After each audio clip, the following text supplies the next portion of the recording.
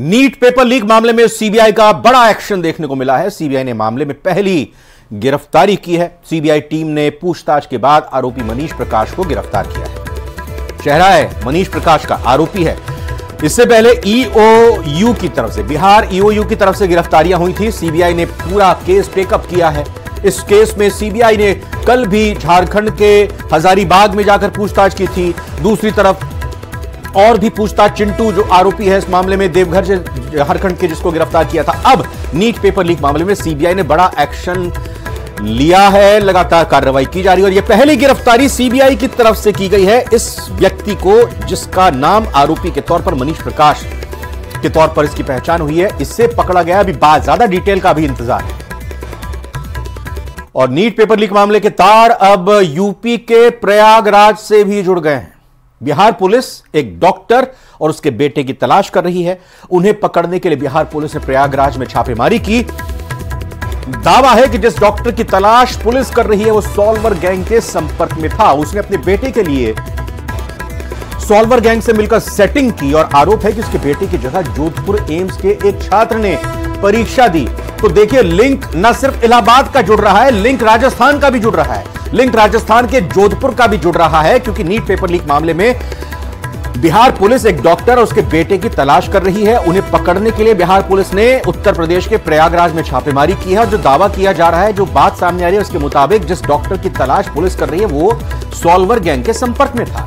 उसने अपने बेटे के लिए सॉल्वर गैंग से मिलकर सेटिंग की और आरोप है कि उसके बेटे की जगह जोधपुर एम्स के एक छात्र ने परीक्षा दी। तो समझिए कितनी उलझी हुई ये कहानी जो धीरे धीरे निकलती हुई सामने आ रही है। कई सारे तार अब ये उत्तर प्रदेश के प्रयागराज से जुड़ रहे हैं, तो राजस्थान के जोधपुर से भी भूमिका सामने आ रही है एम्स जोधपुर में पढ़ाई करने वाले एक छात्र की।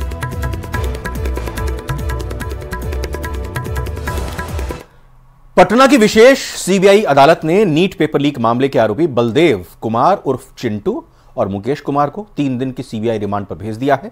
जिसके बाद सीबीआई की टीम चिंटू और मुकेश को हिरासत में लेने के लिए पटना के बेऊर जेल पहुंची। पटना पुलिस की जांच में बात सामने आई थी कि चिंटू ने ही पेपर की फोटोकॉपी कराकर कई स्टूडेंट्स को दिए थे। साथ ही साथ किराए के कमरे में सवालों के जवाब याद कराए गए थे।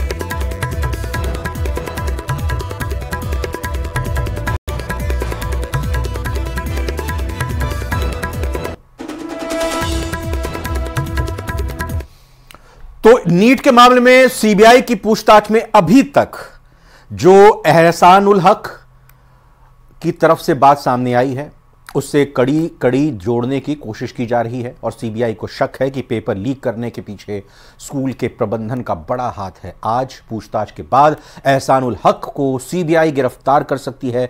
सीबीआई ने हजारीबाग में बुधवार की रात को जिन लोगों को छोड़ा है उनको हिदायत दी गई है कि वो शहर छोड़कर नहीं जाएंगे।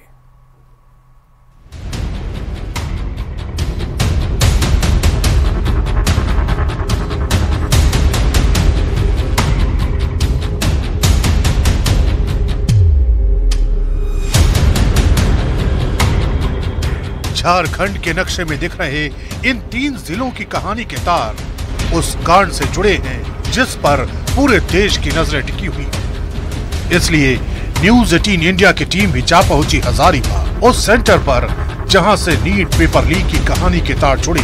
दावा किया जा रहा है कि प्रश्न पत्र जिस कुरियर कंपनी से हजारीबाग तक पहुंचे उसकी सर्विस में लापरवाही बरती गई। लिहाजा हम भी सच की तलाश में उस कुरियर कंपनी के दरवाजे तक पहुंच गए। नीट पेपर लीक मामले में जो तार हैं वो झारखंड से भी जुड़ गए हैं और उसका जो प्रमुख केंद्र रहा है वो हजारीबाग रहा है। बता दें कि सबसे पहले नीट का पेपर जो है वो 3 मई को इसी ब्लू डार्ट कुरियर में पहुंचा था। हजारीबाग स्थित ये नूतन नगर का इलाका है जहां पर ये जो कुरियर है वो पहुंचा था। उसके बाद यहाँ से 4 तारीख को जो है वो एसबीआई ब्रांच में ये तमाम पेपर्स को भेजा गया था। खबर तो ये भी है कि लापरवाही इस कदर बरती गई कि प्रश्न पत्र को बिना किसी सुरक्षा के ई रिक्शा के जरिए पहुंचाया गया। नीट पेपर लीक मामले में हजारीबाग का नाम जो है वो अहम रूप से सामने आया है। बता दें कि कुरियर जो ब्लू डार्ट कुरियर था वहां से टोटो के माध्यम से जो ई रिक्शा है उसके माध्यम से जो क्वेश्चन पेपर है वो बक्सों में यहाँ पर लेके आया गया था। जिसमें सिर्फ एक ड्राइवर था और एसबीआई के इसी ब्रांच में उन पेपर्स को जमा किया गया था, जिसके बाद यहाँ से जो पेपर्स हैं, जो क्वेश्चन पेपर्स हैं, वो एग्जामिनेशन सेंटर तक गए हुए थे। शक इसलिए और गहरा हो रहा है क्योंकि प्रश्न पत्र के जिस डिजिटल बॉक्स को खुद 1:15 बजे खुल जाना चाहिए था, उसे मैनुअल लॉक की तरह काट कर निकालना पड़ा। बॉक्स खोलने के एस्टिमेटेड टाइम है 1:15, उस समय वो बीप करता है और स्वयं खुल जाता है। इस बार हम लोग भी वही वेट कर रहे थे कि वो स्वयं खुल जाएगा, ना बीप की आवाज आई ना खुला। 5 सेंटर्स मेरे अंडर में थे, 5 सेंटर्स में एग्जैक्टली यही चीज हुआ। तो हम लोगों ने एनटीए को इन्फॉर्म किया कि इस तरह का ना कोई बीप की आवाज आई ना लॉक खुला। तब हम लोग को मालूम हुआ कि सारे जगह से ये कंप्लेंट्स आ रहे हैं और एनटीए ने हम लोगों को गाइड किया कि जो कटर उन्होंने प्रोवाइड किया है उसी से उस लॉक को भी, डिजिटल लॉक को भी कट कर दिया जाए। और जो कट करना थोड़ा सा मुश्किल था, हम लोगों ने कट किया और फिर एग्जाम सुचारू रूप से चलाए। इस मामले में हमने ओएसिस स्कूल का पूरा पक्ष जानने की कोशिश की तो स्कूल के प्रिंसिपल ने इस मामले में सीबीआई की एंट्री पर अपनी खुशी जाहिर की। ईओई की टीम आई थी तो बाद में पता चला सर से कि कुरियर के द्वारा एक सिंगल ट्रक में आ गया, एक आदमी लेकर आया, बाद में ई रिक्शा के द्वारा बैंक पहुंचा। तो ये थोड़ा गलत लगा, ऐसा नहीं होना चाहिए। इसके कारण थोड़ा परेशानी भी है।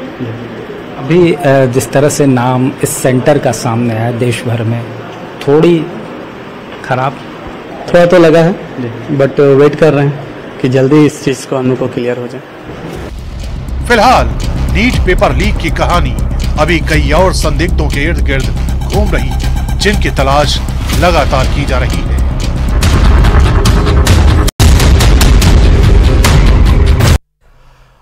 अवैध निर्माण और अतिक्रमण के खिलाफ कार्रवाई लगातार जारी है। उत्तर प्रदेश के बरेली में आरोपी की अवैध संपत्ति को ध्वस्त किया गया। राजस्थान के अलवर में भी अवैध संपत्ति के खिलाफ कार्रवाई की गई। तो महाराष्ट्र के पुणे में अवैध पब पर बुलडोजर चलाया गया। 3 तस्वीरें आपके सामने, उत्तर प्रदेश से लेकर राजस्थान और राजस्थान से लेकर महाराष्ट्र। बरेली उत्तर प्रदेश, अलवर राजस्थान, इसके साथ साथ पुणे महाराष्ट्र। बुलडोजर की कार्रवाई की जा रही है। अवैध अतिक्रमण पर ये बुलडोजर चलाए जा रहे हैं और ये एक संदेश भी देने की कोशिश की अवैध तरीके से अगर कोई निर्माण करता है तो वो ज्यादा दिन तक खैर ना मनाए। और ये संदेश उन लोगों के लिए भी जो अवैध निर्माण को लेकर अब सोच रहे हैं, क्योंकि अब उनको सोचना बंद करना होगा, क्योंकि अब अगर कहीं भी अवैध निर्माण सरकारी संपत्ति या किसी और की संपत्ति पर किया गया तो यही बुलडोजर का हश्र होगा उनका भी। समाजवादी पार्टी के सांसद आरके चौधरी ने सेंगोल को संसद से हटाने की मांग कर दी है।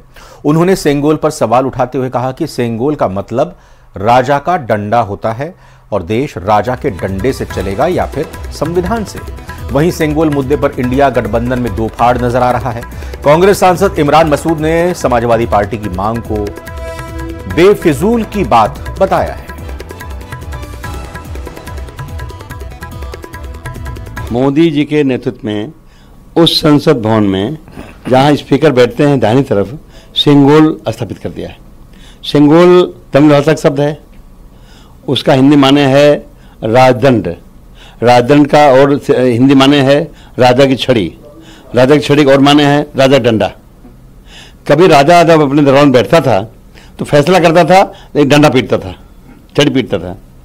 अब इस देश में 555 राजाओं को सरेंडर करके ये देश आज़ाद हुआ है और अब हर वो व्यक्ति, चाहे महिला हो चाहे पुरुष हो, अगर बालिग है और वोट का अधिकार रखता है तो उसके एक एक वोट से इस देश में शासन प्रशासन चलेगा, ये तय हो गया है। तो अब देश संविधान चलेगा, न कि राजा डंडा चलेगा। पार्लियामेंट में किसी चीज को हटाने की या लगाने की न मेरी हैसियत है, न मैं डिमांड करना चाहता हूं। मैंने संविधान के प्रति लेकर के शपथ ली थी। संविधान के प्रति हमारी श्रद्धा है। संविधान के बचाने के लिए हम लोग मजबूती के साथ लड़ने का काम करेंगे हमेशा। समाजवादी पार्टी के सांसद आरके चौधरी के बयान पर सियासत तेज हो गई। आरजेडी ने आरके चौधरी का समर्थन किया है तो बीजेपी इस पर हमलावर है।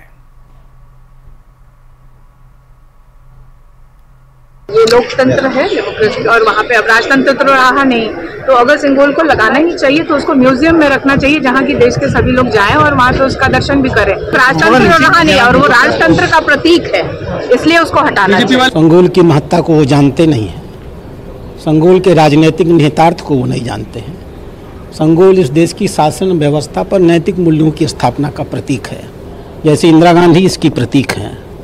वो भी लोकतंत्र से ही सरकार बना करके आई थी, उन्होंने इस देश में आपातकाल लगा दिया, नागरिकों के अधिकार छीन लिए। और वहीं सपा सांसद यानी समाजवादी पार्टी के सांसद आर.के. चौधरी के सिंगोल पर दिए गए बयान पर केंद्रीय मंत्री चिराग पासवान ने कहा, मेरी समझ से परे है कि आपके क्षेत्र की जनता ने आपको विकास कार्यों के लिए चुना है या फिर यहां आकर ऐसी विवादित राजनीति करने के लिए चुना है। जिस तरीके से ऐसे प्रतीकों को गलत दृष्टि में इतने दशकों से दिखाने का प्रयास किया गया, आज जब हमारे प्रधानमंत्री जी के द्वारा उन्हें उचित सम्मान दिया जाता है, क्यों इन सारी चीजों से ऐतराज होता है? क्यों नहीं भैया सकारात्मक राजनीति की सोच ये विपक्ष के नेता रख सकते हैं, एक साथ आगे बढ़ने का प्रयास करें, ना कि इस तरीके के विवादित बयान देकर बंटवारे की राजनीति करें। सिंगोल पर सियासी संग्राम मचने के बाद समाजवादी पार्टी के नेता गोलमोल जवाब दे रहे हैं। अखिलेश यादव ने कहा कि सिंगोल पर उनकी राय वही है जो पहले थी। वहीं अवधेश प्रसाद ने कुछ भी बोलने से मना कर दिया।